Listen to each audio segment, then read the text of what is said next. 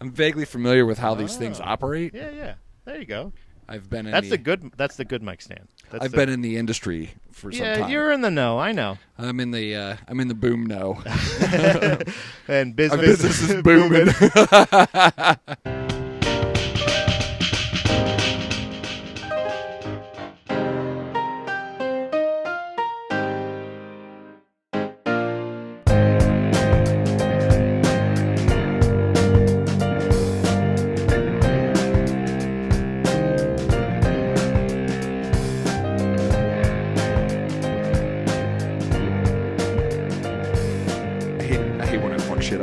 I feel the same way every time I would go to my wife's grandparents, my grandparents-in-law. Yeah. Back in Florida. Right.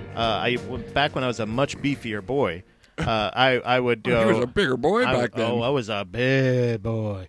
And I would go, and anytime we would go sit, they'd be like, "Oh, we're gonna go eat here," and I'm like, "Oh no, not there. That's the one with the wicker chairs." Wicker chairs and fat people. No, don't mix. They do not mix. That's a no-go. This is going to be really uncomfortable for the next 3 hours. Every time I sat on the wicker chair, I would like sit on my feet. Yeah, like you know what I mean, like how you you're kind of floating. Yeah, I was almost doing almost like a squat, like a chair squat. Yeah, I was just like sitting there, like, oh fuck. Legs start shaking. Because like if I sat on the chair, one of the wheels goes pakash. It was never a good thing to be. And it never occurred to you to just be like, hey, listen, I'm too fat for this chair. Hey, can I stand to eat over the sink? Yeah. Like I do at home. So man, welcome back to the 6am podcast. Here we're on episode number 6. Number 6, fuckers. Yeah. Hey, we got a lot of great feedback on the last couple episodes, man. I've really enjoyed it. So thank you guys for asking questions and commenting on things. It's a lot of fun. We're having a good time, man, and we're starting to increase the amount of listeners we have for each episode, which is always encouraging. Yeah. And people talking about the episodes afterwards is really cool. So we really appreciate it. So shout out to all you guys. Yeah, I love the feedback. I love the random hot dog messages I get every once in a while. Just people. We call that harassment. Well, honestly, depending on the message. Yeah. There was one that somebody sent me today. It was Adam sent me this. It was a coffee maker, like a traditional coffee maker, but water in the pot with hot dogs in it, and then the buns over the top because it would steam the buns. Oh, that's awesome! And I'm like, dude, you better believe if I ever get a coffee machine, I'm gonna do that. Yeah, like you can like just get up in the morning and like pour a hot dog out under your bun. Hot dog flavored water right into your coffee mug. Take it. Oh, that would be disgusting. Even I don't like to drink the water. It's not like it's not like a coconut. You know what I mean? Yeah. It's not a delicacy in any way. Right. I just want the meat. I don't want the juice. Not the juice. Yeah. But I wanted to warn the viewers, we're going to break it up a little bit. We are. And before we break things up, though, Tad has informed me that we've got some interesting questions for Ask a Black Belt, which relate to our main topic. I've not been informed what those questions are yet, but we're going to shift things around a little bit. But before we get to that, I did want to give a shout out to everybody this past weekend who got promoted. It was Brazilian Jiu-Jitsu belt promotion time, which happens, I don't know, twice a year. Right.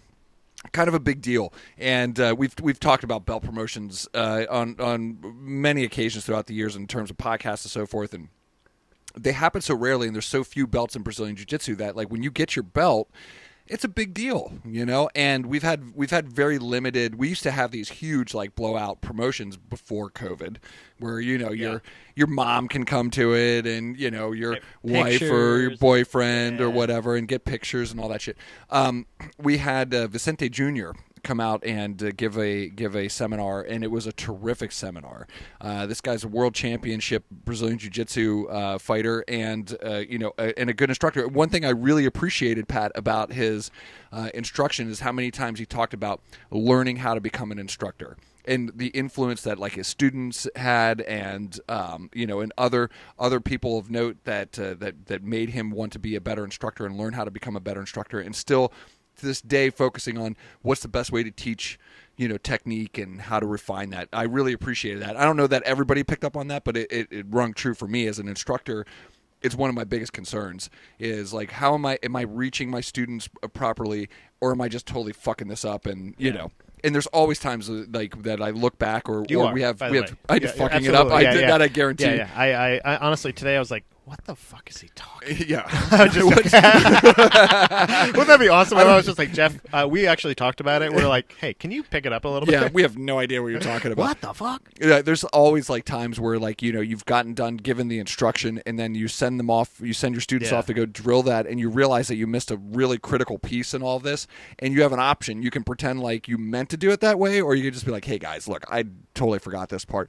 And I tend to fall on the latter side of things. Yeah. It's embarrassing, but it's important to note that I'm a human being too. I'm still just a student of jiu-jitsu, the same as you guys, and sometimes I forget shit. So I appreciate the fact that that in a seminar or something like that, when you have a professional jiu-jitsu practitioner coming in to world champion to address, even if they're teaching or not, like address your school, your academy, your students. Yeah, you want them to. I really appreciate the fact that he's willing to talk about not just jiu-jitsu. Right. Do you know what I mean? Like the fact that he's talking about instructing, teaching, not and communicating. And that's the communicating, good one. Yeah. That's the thing, is like being able to say, because I've told you many times, probably tireless amounts, like where you're going, Pat, shut the fuck up about it. But like I need to learn how to learn stuff. Sure. Like if I ever find if I'm teaching, like I said, the way you teach makes sense to like communicating. Right. Makes sense to you. Like if you ask, do you have any questions? I like always, like always do I have questions, but it's not always pertaining to. I don't. It's not always a joke. I just asked. Some of it's just dumb. Yeah. Some of it's just like, but what happens if like? And it's also like, oh, that's just pay attention. Pat. Yeah. You know what I mean? Yeah. Or go drill it and figure it out. Drill it and figure it out. Yeah. Right. Like, or like, oh, I'll see. I can just go find that out right now. Sure. But it's also the fact that when you have somebody coming in and saying like, hey, like he's giving a seminar to everybody. Like a black belts are sitting there to think, oh yeah, maybe he'll teach me a cool move or something that I can teach or blah blah blah. No. He's there to address everybody. Yeah, everybody. So instructors included, and to say like, hey, here's some really cool things that I found in my experience in instructing and ways to communicate the jiu-jitsu. Just ideals that I have. So you know you're what I mean? not, yeah. So if you're someone who's like really into jiu-jitsu and understanding that, like at some point, the way that things progress in our system of martial arts is that once you get your black belt, you have a responsibility, and you have to be ready to assume that responsibility to teach jiu-jitsu. You have to be able to do those things, and some are better at it than others. And in some academies, you just don't have that responsibility, so you don't have to. But you should be prepared to do that. Yeah. Because the other students in your academy look to you for those answers. So even if you're not actively the instructor in that class, but you're a black belt and you're training that day, it's important that you're able to help other students. And so when you're there as a black belt watching another black belt give a seminar and instruction, it's just really great that you're not only learning like new things about your own technique or their technique, but you're also picking up on those things about how to be a better instructor, right? We've had seminars before where, the person giving the instruction was not a good teacher, and you're like, it's cool that this person is awesome at jiu-jitsu, but man, they suck at like teaching it. It's communicating. Communicating. They're terrible at communicating. It's exactly right. Do you ever feel like silly or stupid, like with a question that you may have? Not stupid. I that's the word I use, but it's self-deprecation, but in the way of like saying when, like, let's say even at one of these seminars or anytime you're thinking about like you mentioned that you felt foolish about like missing a key step for something. Oh yeah. But like when there are seminars like this, do you ever feel like hesitant to ask a question? No, and I'll tell you that's just like process though for me. And I think that, and I say that I feel silly because I feel silly like every time I realize that jiu-jitsu has something more for me that I didn't recognize or whatever, it just makes me giggle like a little school child. I'm not wasting my time. Yeah, I'm like, jiu-jitsu's fucking awesome. Yeah. So like there's all this shit to learn. And so it makes me feel like that, like silly like naive, right? Like, and then I think, oh man, it's so fucking cool that we've got all this stuff yet to learn, and so that's really inspirational for me. No, I don't feel I feel pretty confident as as an adult, number one, and number two, as somebody that's been practicing long enough that like, I have a legitimate question, and it's like, how does this function? I'm not trying to make you look bad. I'm not trying to do this. No, I'm literally just saying like that's a good thing to have in a teacher is like that perfect amount of ego, the amount of ego that what you're teaching somebody has value and is very important. It's so true. And then also not enough to where you can go like, hey, I don't know this, or what about for some reason I'm blanking on this, or I don't know this thing, or blah blah blah. Like you're the willingness to express that, and that's what makes a true instructor, I feel. And I agree, and I honestly I can't say this enough about our class, about the 6 a.m. So shout out to 6 a.m. crew. Like, you guys don't give me an option. Like, you humble me because you guys you're so fucking good at jiu-jitsu that I have to be willing to say there's things that I don't know or understand, and you show it to me or ask the question, and I'm like, now I got to go figure this out. So that's always reassuring. I think that's part of it is just it's just the vibe of the class. Like, we've got this great team, and it extends through the whole gym. So it's not just the 6 a.m. crew, but they're the ones that I'm responsible for. And I see you guys every day, Monday through Friday, and you guys give it your all, just like you did today. And I think, man, there's so much to learn from you guys in that perspective. So yeah, I'm never it never embarrasses me to ask a question or, have a question asked that I don't have an answer to. We'll figure it out together. I always think of that because I don't want it to be, because a lot of times I feel like my questions may be silly or people will think that because I do always joke around and stuff like that. If I ask a legitimate kind of silly or stupid question, it's gonna be people are gonna laugh. I'm like, no, but seriously, I'm not. Do you know what I mean? So I usually say, part of that's your persona though, because everybody knows you. I give that away. Yeah, you're a comedian, you're a funny guy, and you're a fucking hilarious dude. I'm hilarious, but if you ask a question, you always have that stigma, like, oh wait, here comes some ridiculous question, but you're being serious. But I'm like, no, really, what happens if he fucking puts his leg there? I even asked you that silly. I have felt so silly for doing this, but when I started training in MMA class and stuff like that, sure. I was like, I asked you, and I don't know, and this is kind of a joke, but I'm not meaning it as a joke.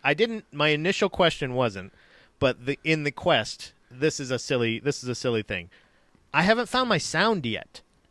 Okay. I haven't found my noise. Yeah. And what does that mean? Does that mean I'm not punching hard enough? And for anybody I've asked you in the past, why do people go or ah,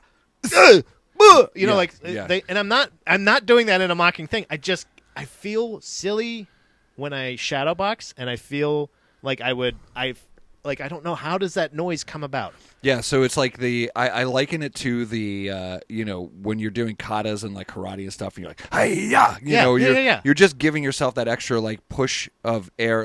So here's the thing with any combat sport, but this goes for sports in general, but because as it relates to combat sports, your body needs oxygen. Mm-hmm. Oxygen is the fuel that you require for extended stamina and control. So doing things like controlling your breath and controlling your heart rate and stuff all has to do with how much air and oxygen you're taking in. And so as much as you're taking it in, you're also pushing it out, right? So when you're striking, that noise is the sound of you controlling your breath. Okay. Right? So you're putting extra effort or energy into a particular shot, mm-hmm. but what you're really trying to do is create a rhythm and a pace to your to your striking. Okay. Because striking is exhausting, and as you've found out, I'm sure at this point, that when you are throwing punches, it's exhausting to miss. When you miss a target, it wears you out, and that's part of the game. So if you're good at dodging strikes or faking and feinting to make your opponent throw more strikes that aren't going to connect, that you're wearing them out without even touching them. They're getting exhausted. So anyway, the breath control and the sound that you hear when they're throwing strikes is them trying to control a pattern of breathing. Yeah. That my biggest fear was just asking somebody and just having them think I was fucking with them. It's a great question. Throw hands. Lots of people ask that question. Stop! Yeah, that would be my noise. Stop! Ah! Go away! Ah! Yeah.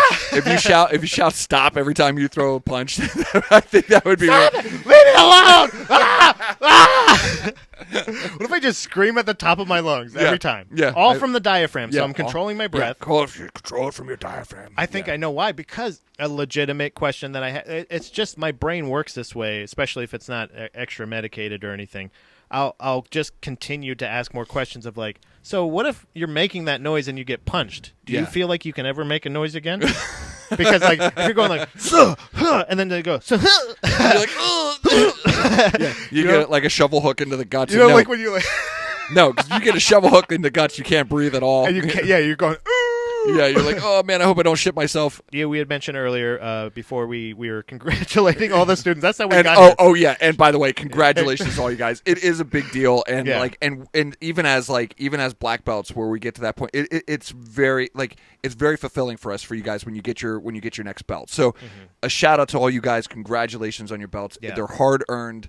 And no, we have not forgotten what it was like to get our blue belt or our purple belt or our brown belt. Like, we have not forgotten. Stripes, man. Even stripes, dude. Even stripes, big stuff. deal. Yeah, Any of that stuff makes it. Like, not only did it steer our topic for today, it did. It must have also steered the questions that we got for a segment that we're going to do right now called Ask a Black Belt. Ask a Black Belt.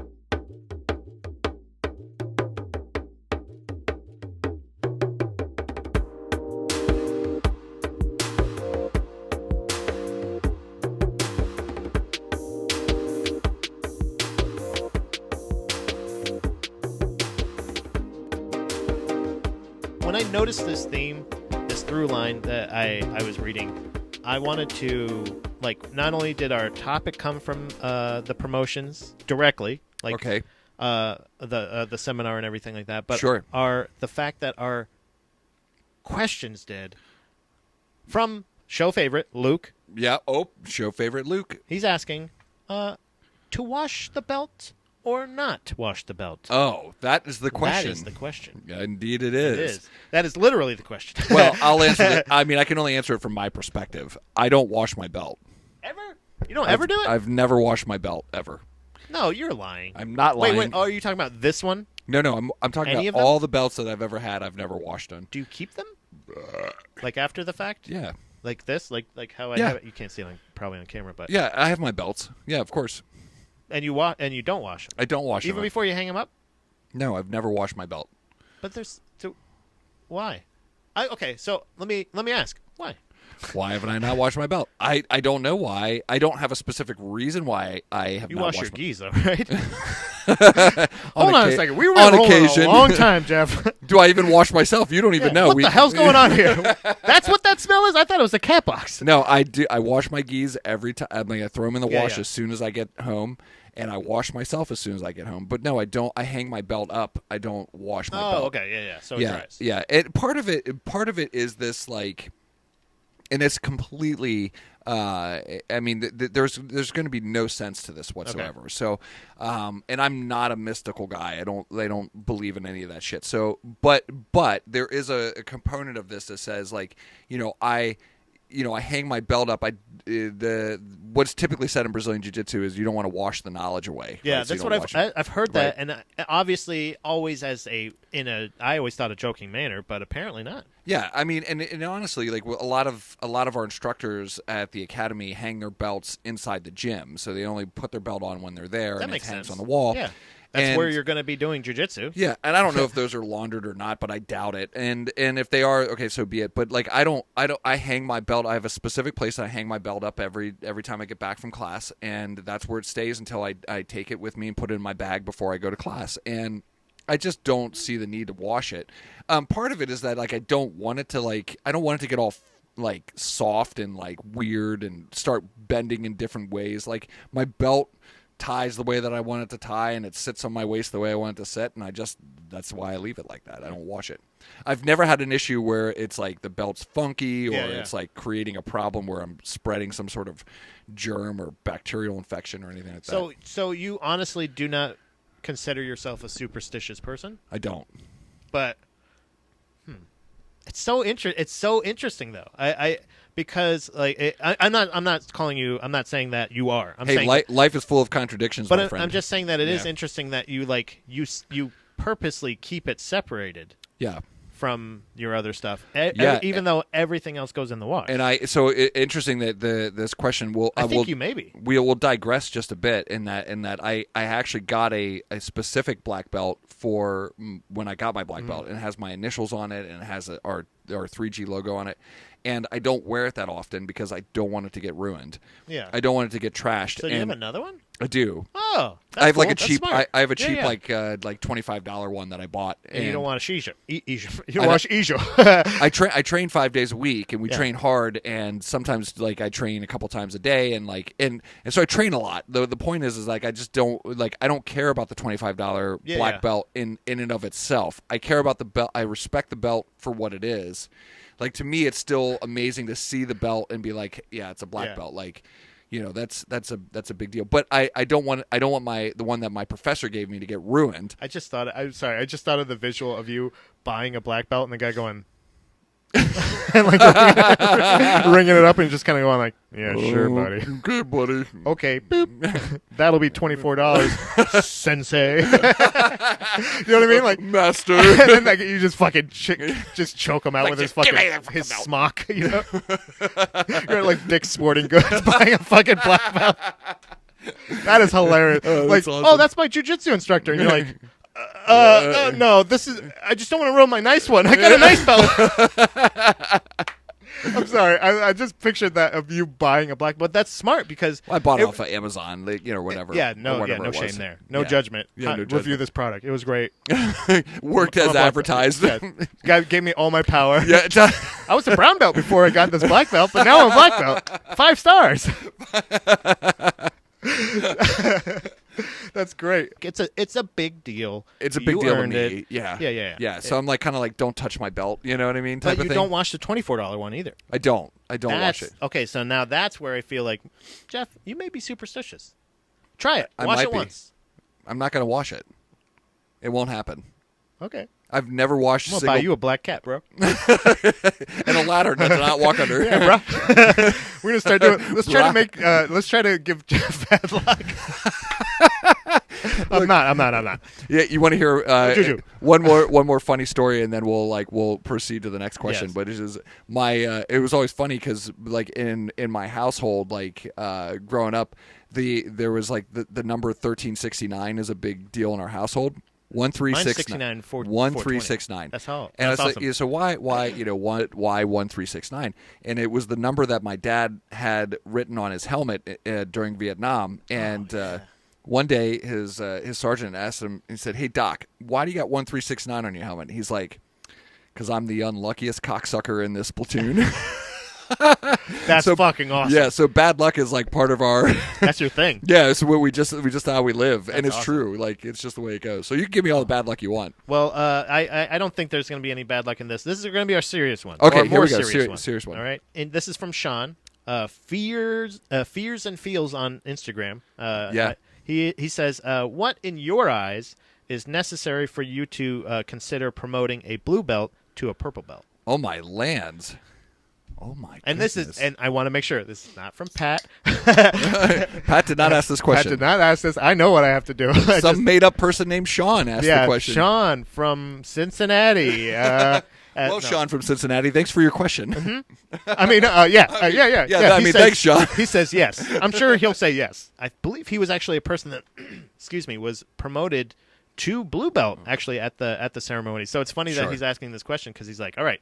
What do we got? Yeah, what's next? What's next? Yeah, give me the next one, and I love that. Yeah, so every there like all of our thinking is rooted or grounded in some fundamental understanding of jiu-jitsu and how that progresses, but it differs from instructor to instructor, in terms of protocols. We have a lot of academies that do belt testing so that you have to show a proficiency in these specific moves. It's a list. They do that in judo. They do that in judo in our academy, but in our academy you have a certain time criteria that needs to be met as a minimum for consideration for your next belt.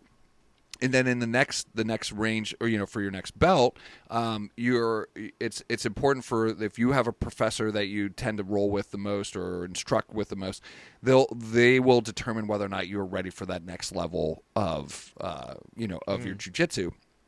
And that's based on a proficiency of knowledge, your ability to execute, those moves, and then most importantly, your attitude plays a huge role in whether or not you guys get promoted. So the purple belt is the next progression after your blue belt. The blue belt is a very difficult belt to get because you get trampled as a white belt pretty badly. There's lots of time where like you're like, I don't know what to do, and that's correct. You're a white belt. That's why you don't know what to do. Yeah. But that's also why you're at the gym right now, because you're learning what to do. Right. At blue belt, if you can make it to that point, it's because you've taken a severe beating, and you've shown that you have the will and the capability of sticking it out long enough to get your blue belt. And then we have what's known as the blue belt blues, because the blue belt feels like you're at blue belt forever. Yeah. And blue belts, not all blue belts are made equally. And that's fair to say. You're going to find that the blue belt world tends to like from a no stripe blue belt to a 4-stripe blue belt. There's a big difference in the skill gap. Yeah. For a lot of people. And so you may find yourself. I can say that with personal experience. Yeah. I've rolled with such, and oh yeah. So you may find yourself like at comp against a 4-stripe blue belt. And they're just like mopping the floor with you. You just got your blue belt, and you're like, well, I have the skill and the proficiency to be a blue belt, but this guy or gal is just trashing me. Right. And then you get that white belt feeling again, and that's probably where the blues come in. Exactly. Okay. That's exactly right. That makes a lot of sense now. Yeah. Nobody ever explained it to me fully like that. I don't feel like, but that makes a lot of sense. It's a progression that all of us have been through. And when it's time for your purple belt, see, the purple belt is the beginning of the expert levels of jiu-jitsu. So when you get your purple belt, you've acquired the knowledge to consider yourself at the beginning of the expert levels. You're an expert in Brazilian jiu-jitsu. You understand the moves, you understand the positions, you understand how to get to those positions and moves. And you spend a lot of time at purple belt. What I'm looking for my purple belts is it's when you get through that hump, that phase of the blue belt where you got the blue belt blues and your concerns over really just trying to retain knowledge and start understanding why these things work the way they do. What I'm looking for in a purple belt is to be hungry. Purple belt is the best belt in my opinion. I loved being a purple belt. I love the guys that I was purple belt with, because we competed a lot together at purple belt, and they're hungry as hell, and they're not angry, but they're energetic. It seems like very chip on the shoulder type of thing. They're rough, man. Yeah. I mean, there's a show that Muskin suggested to me called Daisy Fresh. Oh yeah, I've seen the Daisy Fresh guys. Yeah, of course. I've seen them. I mean, they've been part of my purview for a long time. Yeah, a long time, but for a while. I really do enjoy that, because that mentality is. I don't even think I told him I started watching it. He keeps saying like, "Have you watched it yet? Have you watched it? I want to talk about it." Yeah. I haven't told him, but it's one where there's a purple belt at competition. Yeah, and like he at the end of it, he ends up just losing and crying and stuff like that, because I can see there's so much emotion. You're almost at to... the precipice of of saying is this gonna be? Can I actually do this as for real? You doubt yourself so much. Especially, I very much identify with a lot of those guys, and I definitely see if Dominique wasn't my ride or die, if she wasn't here, I would be living in that gym doing that, because that's one of those things of that's how much I feel about it a lot. But it's different how the dynamic changes so much from blue belt to purple brown, right? Like yeah. And I say that when you're at purple belt, you are proficient at the expert levels of these same moves that you've learned to make your blue belt. The difference is that you are now you've got something to prove at purple belt, and it's fun too, because you're not the expectations of for instance, you get to black belt level, there's certain expectations there. You have brown belt level, there's certain expectations, and we can do a whole episode on brown belt someday. But purple belt, it's kind of okay, you are here, you are hungry, and you're fighting, and you're good, and you have something to prove, and it's fun to watch that, because there's a lot of growth that happens when you make it out of your purple belt and you get to your brown belt. That's when you start really sharpening what is your game. So purple belt is, what is my game? That's the question.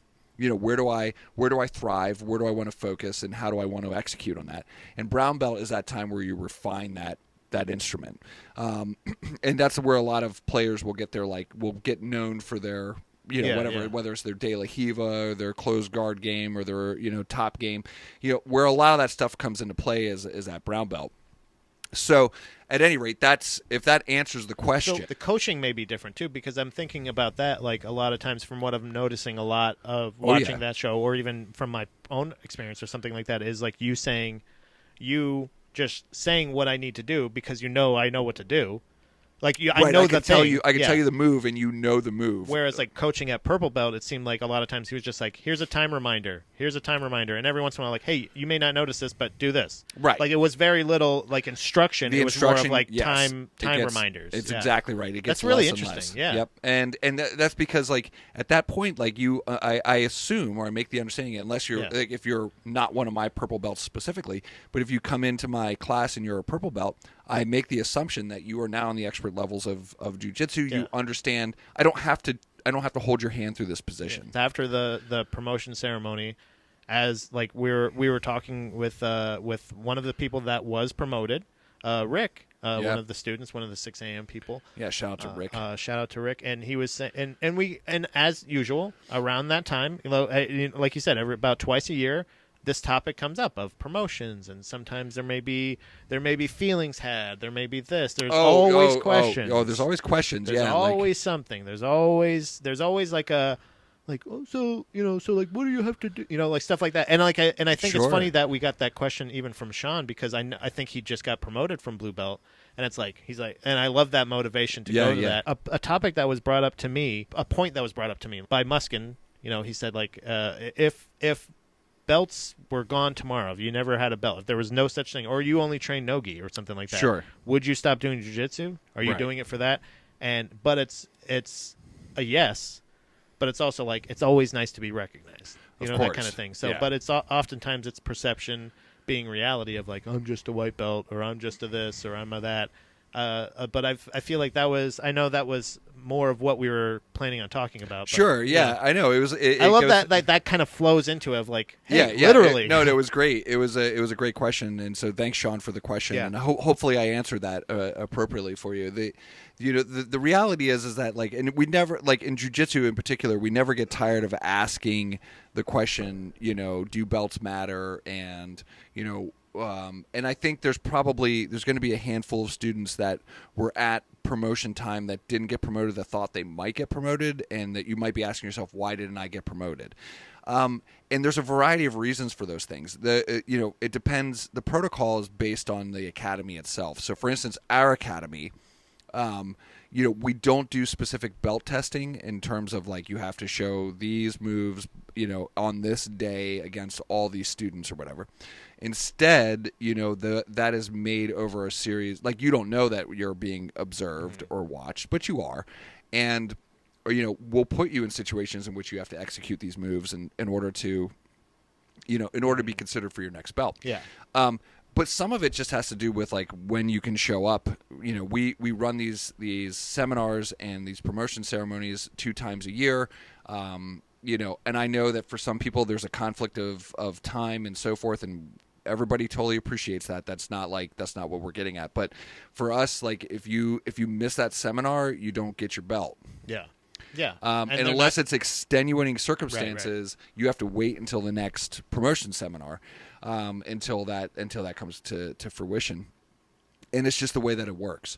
So you can bitch about it, and I understand, especially if it was like I didn't know about it, or worse yet, like I wasn't able to make it. Totally get it. Yeah. I get it. Yeah. I'm just saying that like it is what it is. So, and to your point, does it matter then that in another 6 months, you would be, you're already a better blue belt, or a better purple exactly. belt, or a better brown belt, or a better whatever. Yeah. That's exactly right. And so do the belts matter? Yeah, the belts matter. You didn't have a ceremony when you got your white belt. Yeah, no.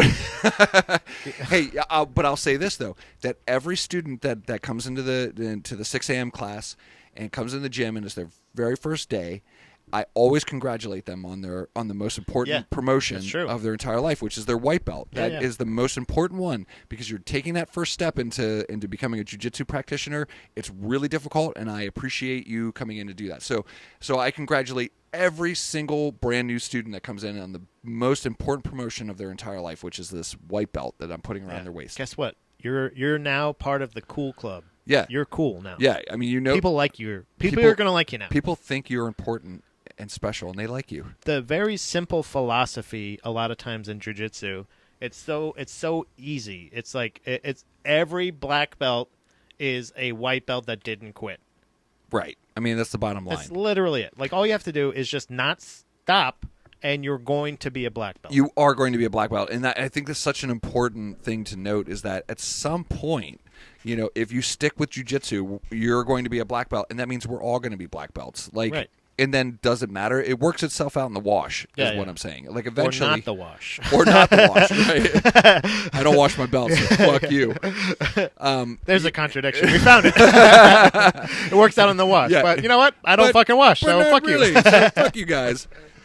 So, yeah, it does. It works itself out. So, really, you have to start asking yourself the questions about whether or not, why you're doing these things in the first place. And the answer should be that I just want to be better at jiu-jitsu. Yeah. Like, that is my primary motivation for doing jiu-jitsu. I've reached it's interesting. It was a couple of years, maybe 2 years ago or something like that. It was pre-COVID and all this, and we were doing a promotion seminar, and one of our black belts, John, brought in one of his instructors to do a seminar. It was an awesome seminar. But one of the things that he said that always resonated with me was like, don't be too excited to get your black belt. Like, I mean, be excited. But what he meant by that was like, after that, there are no more promotions. Yeah. Like, you're just a black belt. Like, that's it. Yeah. And I that always resonated with me because it was so true. Yes, you want that belt, and yes, they're important. Of course they are, because it demonstrates a proficiency in the art that you've put so much time, effort, and energy in. You've earned it, and that's like a big deal. There's a lot. There is a lot of recognition in that. But the reality is that if you're using jiu-jitsu to defend your life, let's say on the street, you're not wearing your fucking belt. No, nobody knows that you're there. I don't go around the in my social life talking about that I'm black belt in Brazilian jiu-jitsu. Most people don't even know I do jiu-jitsu, and I've been doing this shit for like 14 years. That's funny, yeah. Yeah. So wait, are there people like close friends of yours that know that you don't, or know, that you like hang out with, like family members that are like, oh, you do that? Yeah, they have no idea. No idea. Pajama wrestling, huh? Yeah, you like to wrestle on the ground with grown men. With men. That's always my favorite. Oh, you wrestle around with men? Pretty gay, huh? Yeah, I'm like, gay as hell, dude. Yeah, super gay. Yep. What could be more awful or terrible than being gay? Go fuck yourself. Getting exercise. Yeah, that's an insult. I will choke your ass out. Yeah, come on. How about that? How about that? Yeah. The recognition for having done a good job is something that I feel like no matter what is always nice, but it's not the reason. You can get that. To me, like, dude, it's just having a good day of rolling, or rolling with you and just being like, hey, man, that was really good, or good job with doing this, or something like that. Of course, man. Yeah. Just simple, like, if you're not into it for the day-to-day, then you may not be into it for the whole thing. Like, I know eventually the belts will come, the stripes will come. It's whatever. You know what I mean? Like, of course. I'm not, but I doesn't mean that I don't think about, like, at the end of the day, you're still going to have those conflicts. That's the thing, is like, whether you care about the belts or not, you're still going to have those personal inner conflicts. And I feel like you're going to have that thing where where at the end of the day, you're like, oh man, why am I even doing this sometimes? Or why do I do this? Or what the fuck did I come in here for today? That's right. And then other days where you're like, that was great. I fucking love it. Dude, you can fucking leave the gym feeling like a black belt if you're in the right mind space. So you don't need the. I mean, not saying like you know what I mean. Saying, You feel the same way that I feel. I think that's the point. Like, and like nothing. Again, speaking of like black belt stories, like one of my favorite stories is when I got my brown belt, which I was super pumped for. I just didn't realize what a misery slog brown belt would be. Yeah. But I was super pumped I got my brown belt, and I went out with my professor for some drinks and celebration or whatever. And one of the guys that was with us at the time asked him what it was like for him to get his black belt, and his response was, he was like, it was great. He's like, but I still had to take the trash out the next day. Nothing really changed in terms of like, who we are. Yeah, your day to day. Right. We do jiu-jitsu because, like, I mean, what excites me about jiu-jitsu is jiu-jitsu. Like, doing those moves, like, getting better at them, learning new things, interacting with my students who are my friends, being able to be a part of something that changes people's lives.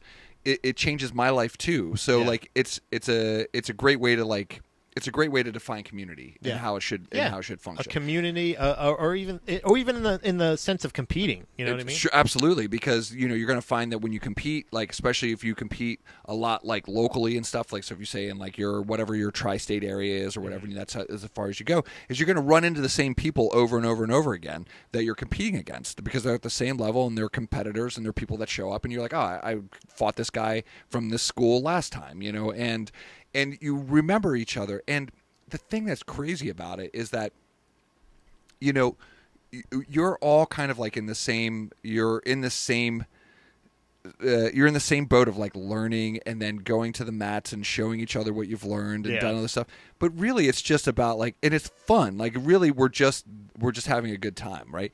Yes, we'll be enemies when we're on the mat and I have to crush you, right? But afterwards we'll be like, yo, that was cool. Yeah, that was like, choke, whatever it was. Yeah. It's jiu-jitsu, man. Like that's what's great. It's great for community building and relationship. And what I want to say about the crazy part. The crazy part is that you have these people who are like-minded from a jiu-jitsu perspective, but they might have different ideas about everything else in the whole world. Yeah, and it doesn't really fucking matter. Right.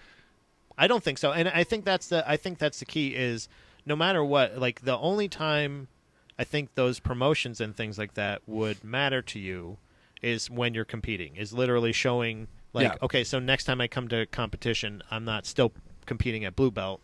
Like when you see those same people, I'm also coming. I'm coming with you. I'm also purple belt now. You know what I mean? Yeah. And don't get me wrong. Like there are academies out there that do what's called sandbagging. So like they keep their students, down a level just so they can win competitions, and it's frowned upon, but it does happen. And I say that's the minority versus the majority. But the reality is that like sometimes you just didn't get promoted because it wasn't your time to get promoted. It had nothing to do with like you as a person. Jiu-jitsu has a terrific way of weeding out jerk-offs and assholes. And I think that it's important because like when you get to like, especially when you get to the higher belts of jiu-jitsu, you're an ambassador for this sport. And more importantly, is you're an ambassador of the team that you come from, the gym that you represent. You represent them, right? Exactly. And if you don't fall in line with their, sort of their thinking, which is broad, it's not like if you're in a place that's very regimented and specific about that. I don't know. I'd be a little bit weirded out. It's pretty cut and dry. Like as far as most places, like especially even at our gym, like it's painted on the wall. Keep it playful. Yeah. There you go. Yeah. It's just like, keep it playful. Like don't be a dickhead. Like I mean, the rules are pretty basic.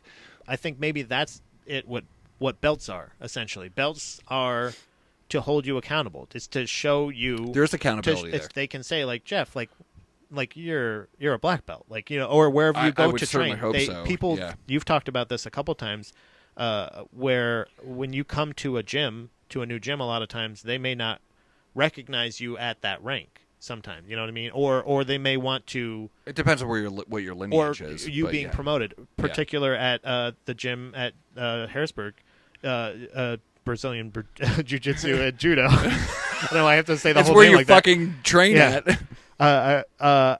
Didn't you say they make you stay at brown belt, or they have you stay at brown belt, or keep you at brown belt for 4 years? 3 years. 3 years. That's what it was. Like that's the minimum requirement. It's a minimum requirement. Yeah. And that something like that, like maybe not all gyms have that, but that might be their idea of like it's unusual. This is what we've shown, or this is what we've seen from experience about. Sure.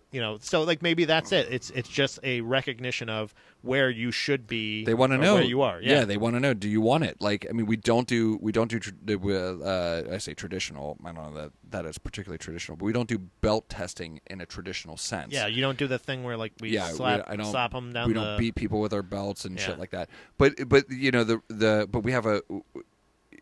I don't want to paint this picture that we are a family-friendly gym. And but there is traditions. There are traditions, we bow in and bow out, and we follow a lot of these protocols. But the reality is that like we also have we have a very robust and winning competition team in our. We don't have a specific team now like we used to, but like. we have people that do very well in competition. We go to all the competitions in the area. We, fight in the IBJJF. We, so I mean, so we show and prove in our gym. And for us, at brown belt, that 3 years, guys, I'm going to tell you, is a slog. Yeah. Because you're this close. You're so close to getting your black belt. And what they really want to know is, are you going to stick it out? Are you going to stick it out? Because brown belt's hard. Yeah. Purple belt's fun. Blue belt's hard. Getting from white to blue. Blue belt's hard. Purple belt's a butt ton of fun. Brown belt sucks. It goes back to sucking. It does. And they want to know, do you have, do you pack the gear? Yeah. To get your black belt? I feel like all belts kind of have that anyway. Sure. In a way, Of maybe not as hard fast, but there may not always be this many. But at least you're going to have to wait a year or whatever, I'm sure, for most belts, just because of life. Sometimes you can't always train as much as you would like, or sometimes you're just maybe it's not clicking. It's not what you want, right? Yeah. It could just not be what you want to do. Right, you don't want to spend 5 days on the mat, or 7 days on the mat, or whatever. That's cool. That's fine, because jiu-jitsu's for you too. That it's built for you. Right. It just takes a little bit longer for you to get to where you're going. So what? Yeah. You took the scenic route. Right. And not to mention, unless you're superstitious, so, and you think you'll lose, something after a while. Not that anybody here is superstitious. No, not that anybody here. No, literally not. Fuck you. What? Huh? What, me? Huh?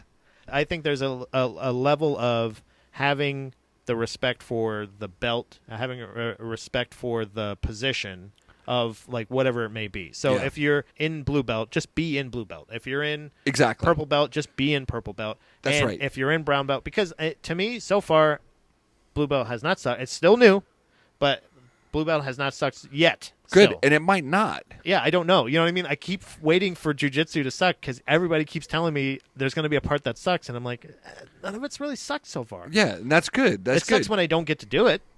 That sucks. Yeah. But Agreed. the lack of jiu-jitsu sucks. But anytime I got promoted, felt great. After that, I'm like, hey, cool. Still feels great. Yeah. And I have experienced much the same things to my in my progression through jiu-jitsu. But you will hit lulls. You'll hit points where you're like, I don't know, am I doing this right, or is jiu-jitsu for me, or blah blah blah. Or I could, I know enough at this point where I can leave and feel confident in my skill sets. But the reality is that if you're somebody that wants to train, and everybody who's ever walked away from the mats for an extended period of time knows this, is that yes, you still retain the knowledge, the skill set in terms of your technique and the positions and so forth, but all the other stuff is gone. Your timing, your stamina, your strength, all that stuff goes away, because what we're really trying to do, because remember that Brazilian Jiu-Jitsu is a self-defense art. What we're trying to do is get people to become lifelong practitioners of this art, so that if you ever need to use it, that you can just turn it on. Yeah. Because you train it all the time. Yeah, if it's enough muscle memory that you're gonna feel like a fucking awesome like you said, you're gonna you've no got matter this what under control. If you ever happen to, as long as this other person doesn't train or isn't a higher level of training than you, if you run into somebody in the street, you're gonna fucking wreck them. I say this is and this goes back to my theory about finding people who are scarier and bigger and tougher than you, and then you buy them a beer or become friends with them. All my friends are fucking thugs, man. All my friends can destroy people.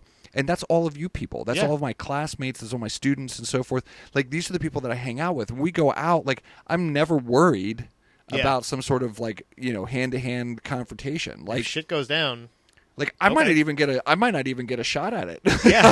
You may not even get. Actually, I'll just sit here and drink this beer and just enjoy it. Just enjoy it, right? I wish more people could kind of do that in life. Have the right outlook. Have that right. So if you're actually doing this, if you're not worried about what this person has or what that person's doing, or how come I'm not getting recognition for this, or I didn't get that promotion, or literal promotions, like job promotions, or any other things. If you're just worried about just being good and doing the things that you like, doing things that you like we were talking about in the last episode about working.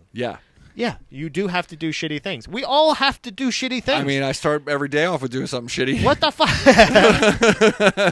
I got people who are trying to kill me. Like, yeah, you know what I mean? Like, Yeah. if you start your day out like that, it's literally, if you just a lot of times change your perception of what these things are in your life. Like a dead end, a job is not a dead end job. It's a job. yeah, it's just a job. Your life may be dead ended, but that's your fucking responsibility. Yes, get out of it. Change your fucking perspective. Yeah. It's not always just about like income thing. I am the happiest. I have everything I need, Jeff, and I'll tell you what, none of it's fucking money. Yeah. I don't fucking have any of that. Yeah. But everything else I have, I'm the happiest I've ever been in my entire life. See, And yeah. it's the That's fact perfect. that I'm doing things. It's because it's not the fact that I turned being poor cool. It's the fact that I'm Because it's not cool. It's right? not. It's not. It fucking sucks a lot of times. Yeah. If I was in someone else's reality, if I was in a pessimist's reality, Sure. I would be in a situation where I'm like, well, how come I don't have anything yet? Yeah.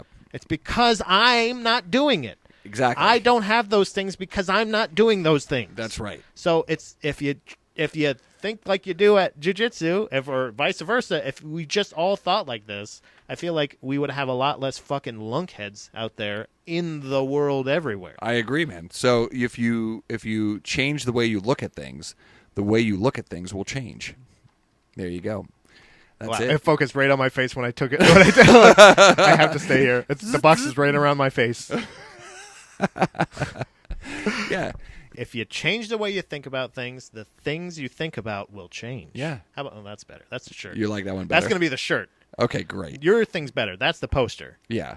And then But that yours way, is the nobody shirt. nobody ever gets quotes right anyway. You know that thing Trademark. about be I the know. change you want to be in the world or whatever? Yeah, No, yeah. he didn't say that shit. Yeah, it's That's probably a lot longer totally- than that. It's probably a lot longer. I like the black belt thing. We like to. Every white belt or every black belt is just a white belt that didn't quit. That's easy. Boom. Yeah. Done. Yeah, We all know what you think. It teaches you a lot about who you are as a human being and your life and so forth. And don't get me wrong, there are people out here that flirt with jiu-jitsu. They come in and they learn some things and they move on. And hopefully you can take something positive from that experience. That's why you don't see a gym full of black belts. You see a gym full of white belts.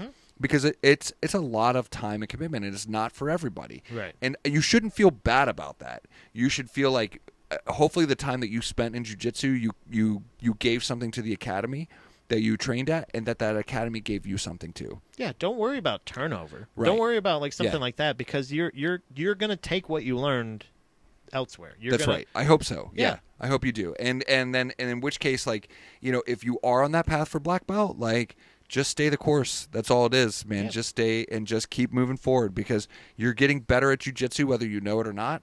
And at some point, this shit's all going to work out in the wash. No matter what, you should always self-reflect. You should always figure out, not always, I guess. Yeah, don't spend too much Yeah, time don't there. always self-reflect, but it doesn't hurt to self-reflect. It doesn't, but I really just want you guys, if you are on this path and you're finding that jiu-jitsu in and of itself is joyful, just keep doing jiu-jitsu. It'll be fine. I promise. It'll work itself out. Okay, so just keep going. Oh man, how funny would it be? How funny would it be, Jeff? I swear to God, if you had one of those people that were like, oh, I feel like I should get promotion. I really feel like and you just walked walked back, grabbed a black belt, came out, and just was like, here, now you don't have to worry about any more promotion. You're a black belt now. Everybody's a fucking black belt. You happy now? And do one of those, and like, I swear to God, they'll never ask again. They may not even show up again. Yeah, probably not. Just like, fucking slap it in their hand. There There you you go, go. fuckface. You're a black belt Make now. it even worse. I take my black belt off Yeah. and give it to him. Here you Here, go. you want a black There you belt? go. Go ahead. Could you wash it first? Can I get the wrapped one? So what's on your turntable, Pat? Oh, man. This is a weird one. This is a single. I'm just going a single. This is not a band that I'm actually super familiar with. I don't know if you ever heard of them. The Ides of March. Okay. Yeah. The song is, I'm pretty sure, probably the only song that I think anybody knows about, because it's top 4 out of 5 on their Spotify. It's this one song. That's why I was like, we're going to talk about the song, not the band. Vehicle. You know the song. Maybe I do. I don't love know. you. Ninja. Got to. You ever heard that Oh, song? yeah.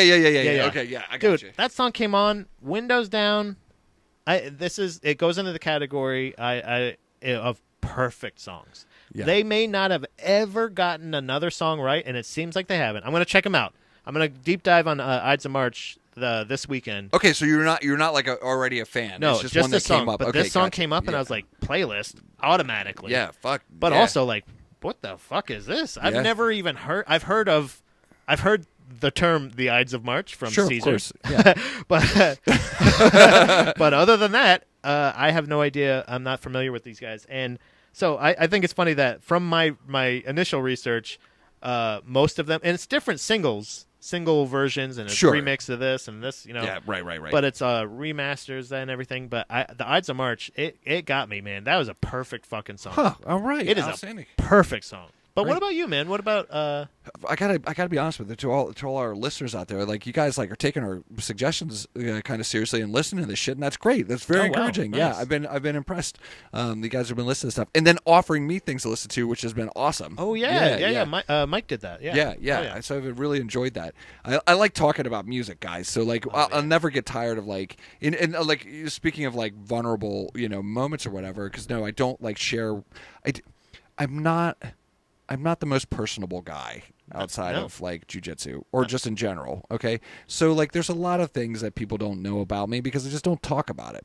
If I win at comp, you're not going to see pictures. I'm not throwing pictures up on Facebook of me wearing a medal and shit like that. Like, do you think it's being humble, or do you think it's being like it's antisocial? Okay. It's not being humble at all. I actually feel bad that I don't share as much as I should. So I go the opposite way. I'm not humble. I feel like I am antisocial, and it's so anyway. All that to say is, like, if you guys ever want to talk about music, like talk. I love it. It's like one of the primary motivators for my life. So anyway, I've been listening to Kid Dynamite. Oh, cool. I mean, if you're a Kid Dynamite fan. I mean, so this is a hardcore band, just out of New Jersey, or out of Philadelphia, excuse me, out of Philadelphia. They're not a band anymore. But like, they were just, I don't know what it is to say about Kid Dynamite.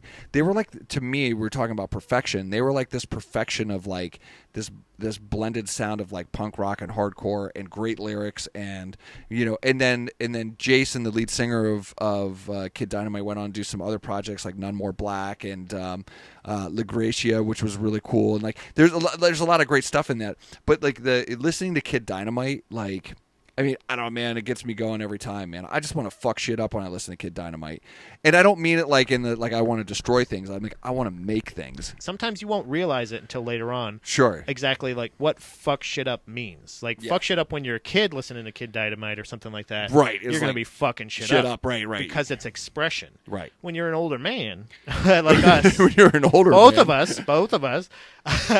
He's a black belt. No, buy him a beer. It was then when Jeff realized. Oh God, he's back. Oh shit! Who's saying that? It was then when Jeff realized he was an older man. No, but like, that expression isn't like fucking shit up in the pit. It's not. It's right, you, right. It's whatever your artistic expression is at that time. Yeah. I mean, it's just like going out and giving them hell. But like, the best thing about Kid Dynamite is like when you listen to the music, like, there's a point of relationship that I really appreciate about it. Like, the stuff that they sing about is things that you can relate to. Like, and some of it's anxiety related, some of it's like failure related, some of it's like, like one of my favorite songs, they're just calling out people who are posers, that are part of the music scene, that are just doing it for admiration and likes instead of doing it for the music. And like, that's one of my favorite parts about like punk rock, is that we tend to vet our own scene. We tend to clean our own scene. And everybody, it's self-policing. In it that is way. self-policing. Yeah, it's a little strange, but I really actually enjoy it. Like, I like when things like start getting out of hand, and there's a band that's like, "Fuck you guys, you're out of control." You don't get that a lot. No effects. There was a part when they took part in the 2004 election. Propaganda, which was on that label. We could do a whole episode of Propaganda.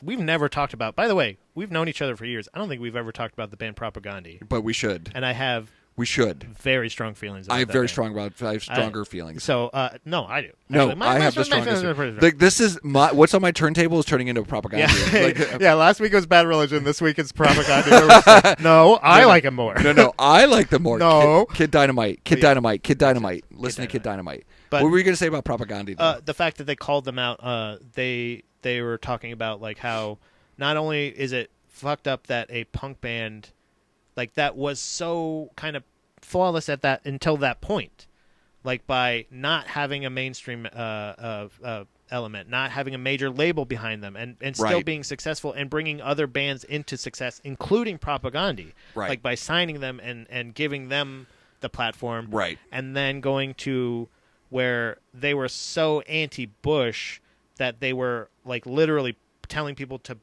vote for Kerry. They were pro-Kerry. And sure. You know what I mean? Sure. And that was that thing where they, like, Propaganda themselves were like, what are you doing? Fucking, you're not Democrats.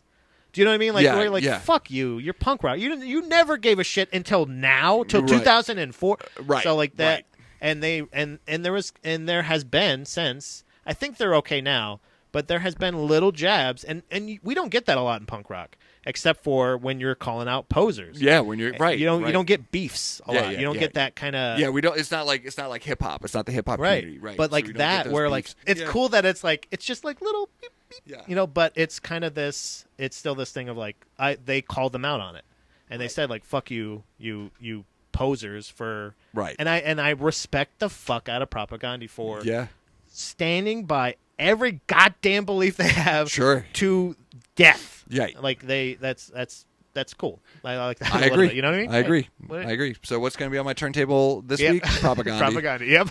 I love that we always talk about these two bands. But that's the thing. It's what have we been listening to up until now? That's right. What were we going to listen to, and what will that inspire next week? That's we'll find out. So listen to Kid Dynamite.